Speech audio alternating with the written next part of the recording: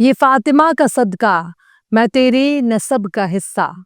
ये फातिमा का सदका, मैं तेरी नस्ब का हिस्सा। मुझे हाशमी बनाया मक्का मदीने वाले। सलाम, नमस्ते, सत श्री अकाल। मैं हूं आपके साथ हर्षिता मिश्रा और आप देख रहे हैं टाइम्स में। पूरे देश में इस वक्त पैगंबर से मोहब्बत करने वालों ने तूफान मचा रखा है। कदम कदम पर गेरुआ टोला और कच्चे वाली गैंग नाच रही है। वर्दी वालों को ईमानदार और आजाद होना चाहिए। भाजपा की सरकारें वर्दी वालों की नाकामी का गवाह बन चुकी हैं।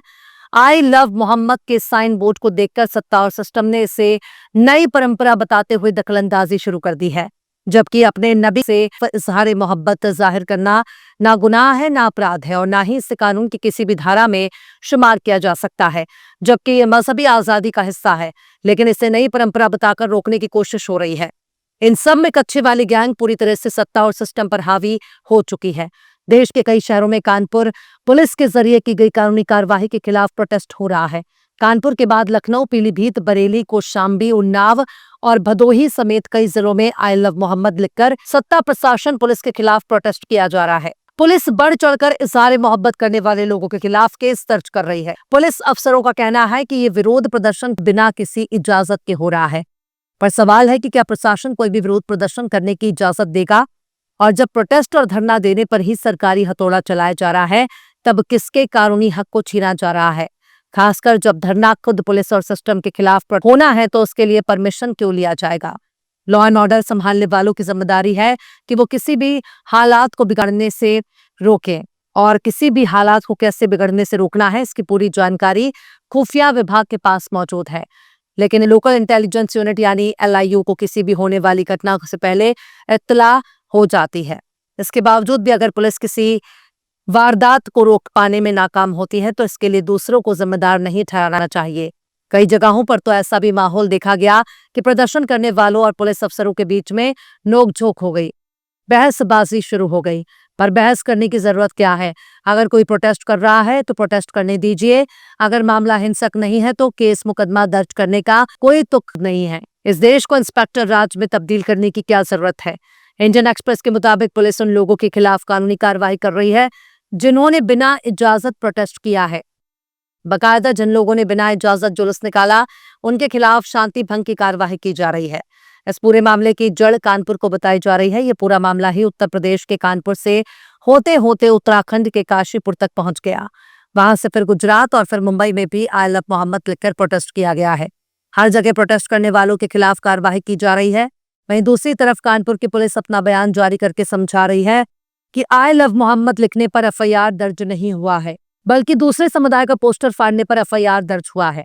जबकि मुस्लिम पक्ष खुद ही कह रहा है कि हमारे पोस्टर को फाड़ दिया गया, पर उनके इल्जामों को दरकिनार कर उल्टा उन पर ही एक्शन लिया जा रहा है। लेकिन FIR में झांक कर देखने पर पता चलता है कि आई लव मोहम्मद लिखने की घटना को नई परंपरा बताया जा रहा है।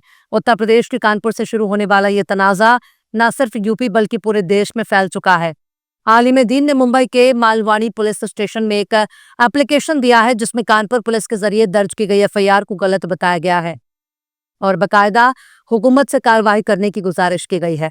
ये पूरा मामला 4 सितंबर 2025 को कानपुर से सामने आया था, जहां 12 वफात यानी ईद मिलादुन नबी के जुलूस के दौरान आई लव मोहम्मद लिखे एक पोस्टर को नई परंपरा बताकर हिंदू संगठनों ने विरोध करना शुरू कर दिया।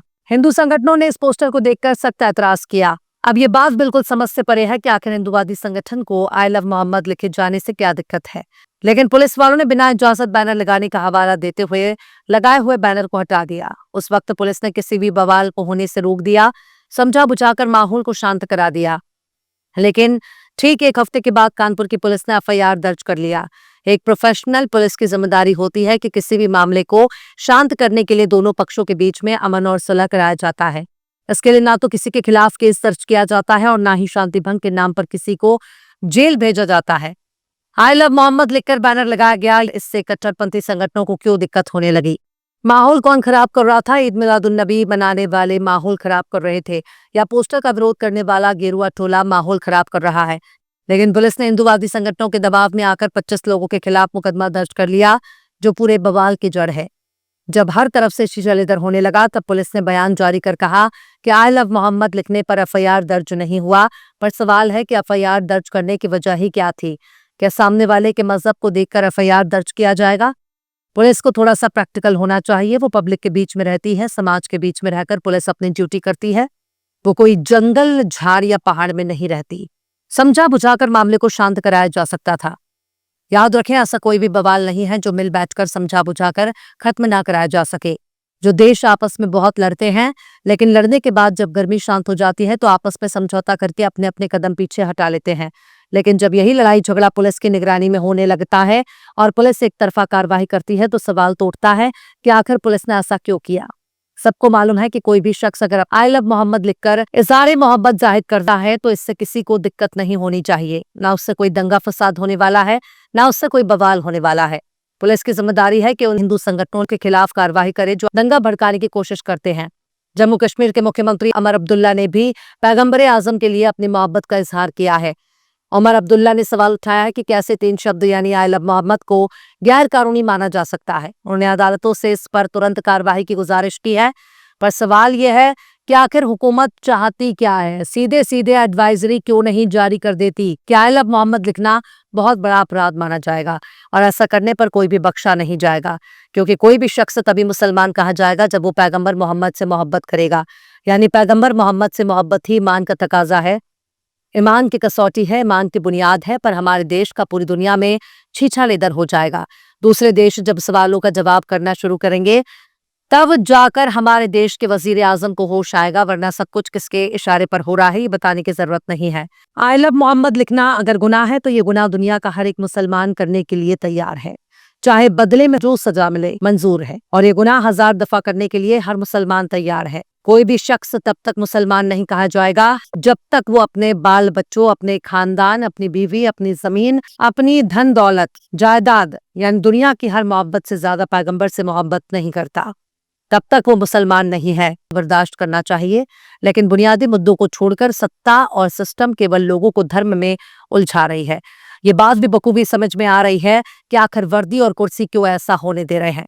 बहरहाल चलते चलते आखिर में शम्स मिनाई ने भी क्या खूब फरमाया है, सब कुछ है अपने देश में रोटी नहीं तो क्या, सब कुछ है अपने देश में रोटी नहीं तो क्या, वादा लपेट लो जो लंगोटी नहीं तो क्या। फिलहाल इस खबर में बस इतना ही। इस पूरी खबर को शम्स तबरेज ने लिखा है, जिन्हें आप ट्विटर पर भी फॉलो कर सकते हैं। ट्विटर हैंडल है @शम्स तबरेज काजी। वीडियो आपको कैसा लगा कमेंट बॉक्स में जरूर बताइए।